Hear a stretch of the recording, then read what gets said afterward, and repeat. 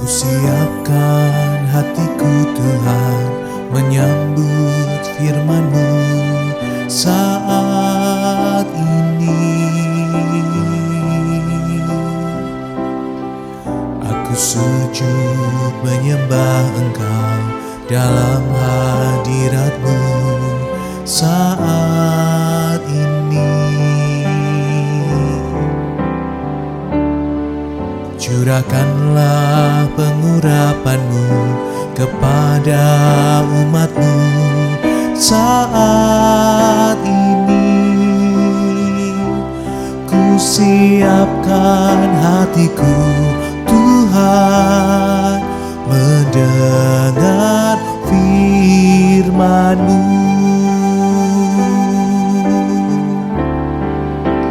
Firman-Mu Tuhan tiada berubah,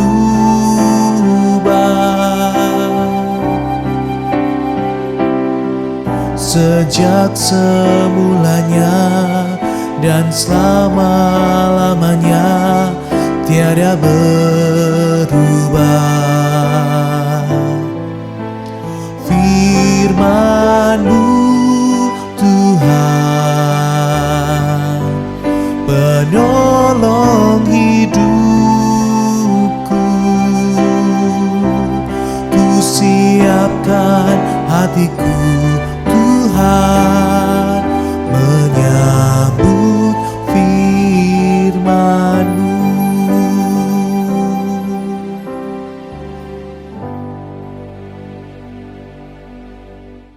Shalom Bapak Ibu dan juga saudara-saudara terkasih. Kembali lagi kita dalam persekutuan doa pagi online GKI Gatot Subroto Purwokerto. Dan pada saat ini kita bersama-sama mau mengucap syukur karena Tuhan memberikan kita semua sekali lagi kesempatan untuk merenungkan bagian firman Tuhan yang akan menolong kehidupan kita bersama. Sebelum kita bersama-sama akan mendengarkan dan merenungkan firman Tuhan, mari kita bersatu di dalam doa. Mari kita berdoa. Tuhan, kami sungguh mengucap syukur jikalau pada saat ini Tuhan memberikan kami anugerah kehidupan. Tuhan memberikan kami kesempatan untuk kembali mendengarkan firman Tuhan dalam kehidupan kami. Biarlah firman yang akan sesaat lagi kami dengar dan juga kami renungkan boleh sungguh-sungguh membangun kehidupan kami di dalam Tuhan, sehingga iman kami boleh semakin teguh dan kehidupan kami pun juga boleh semakin memancarkan kasih dan kebenaran Tuhan. Terima kasih Tuhan, inilah doa dan syukur kami, di dalam nama Tuhan kami Yesus Kristus kami berdoa. Amin. Bapak Ibu dan saudara terkasih, firman Tuhan pada pagi hari ini diambil dari Yakobus pasal ketiga ayat kelima dan dilanjutkan ayat 9 sampai 11. Saya akan membacakan firman-Nya bagi kita semua. Demikian juga lidah, walaupun suatu anggota kecil dari tubuh, namun dapat memegahkan perkara-perkara yang besar. Lihatlah, betapapun kecilnya api, ia dapat membakar hutan yang besar. Dengan lidah kita memuji Tuhan Bapa kita, dan dengan lidah kita mengutuk manusia yang diciptakan menurut rupa Allah.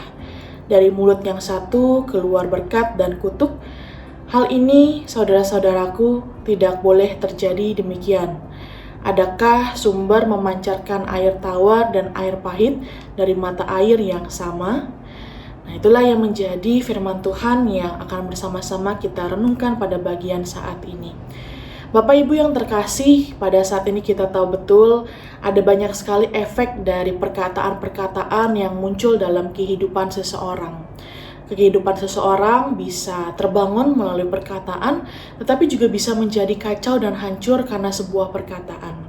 Misalkan begitu ya, perkataan yang memicu sikap impulsif atau tindakan yang gegabah. Nah, salah satunya yang sering terjadi saat ini bisa kita jumpai dari perkataan-perkataan manis penjual produk iklan offline maupun online yang tiba-tiba muncul di layar kita atau di depan mata kita yang mengatakan begitu ya, ingin cantik atau ingin keren, yuk beli baju atau kosmetik yang ada diskon up to 50%, dijamin murah. Atau juga melalui obrolan-obrolan dengan teman-teman kita, yang kita jumpai. Sepertinya kamu lebih cantik kalau pakai seperti ini deh. Atau coba ubah deh penampilanmu supaya lebih keren. Atau bisa juga zaman sekarang yang sering kali terjadi, udah nggak apa-apa beli dulu, urusan bayar nanti deh. Atau juga perkataan yang mungkin tidak sengaja menyakiti hati. Kok penampilanmu hari ini begini ya? Atau diam kamu gitu, kamu hanya anak kecil yang tahu apa. Atau mungkin juga perkataan-perkataan yang seringkali nggak sadar kita ucapkan, jangan dia deh, nggak pantas. Nah, perkataan-perkataan ini seringnya membuat seseorang terjebak dalam pemikiran, boleh juga, soalnya aku masih kurang ini dan itu. Atau benar juga ya, karena aku masih seperti ini. Dan pada akhirnya zaman ini gitu ya, banyak sekali orang-orang yang kemudian terjebak pada pikiran yang demikian dan menghalalkan banyak cara untuk mencukupi apa yang masih kurang dalam hidupnya. Lewat pinjaman online atau juga melalui hal-hal yang bersifat jahat, manipulatif, merancangkan kebohongan. Apapun dilakukan untuk mencapai segala sesuatu yang diinginkan. Dan pada akhirnya itu menjadi awal mula dari kehancuran dan kejatuhan seseorang di dalam dosa.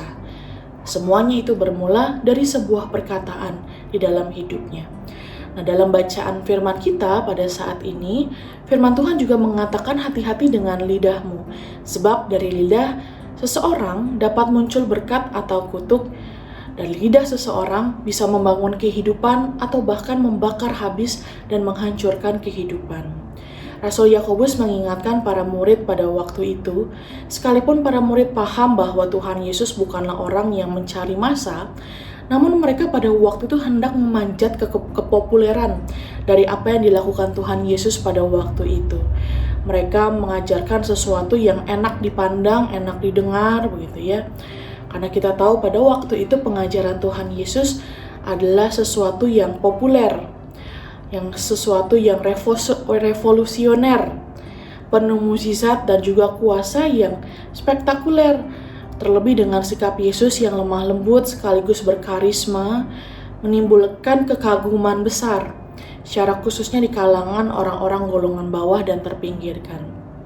Nah, melihat situasi ini, para murid hendak mencari keuntungan, mencari kesempatan dengan menggunakan perkataan-perkataan yang manis untuk menggait dan juga meraih sebanyak-banyaknya massa untuk mengikut Yesus.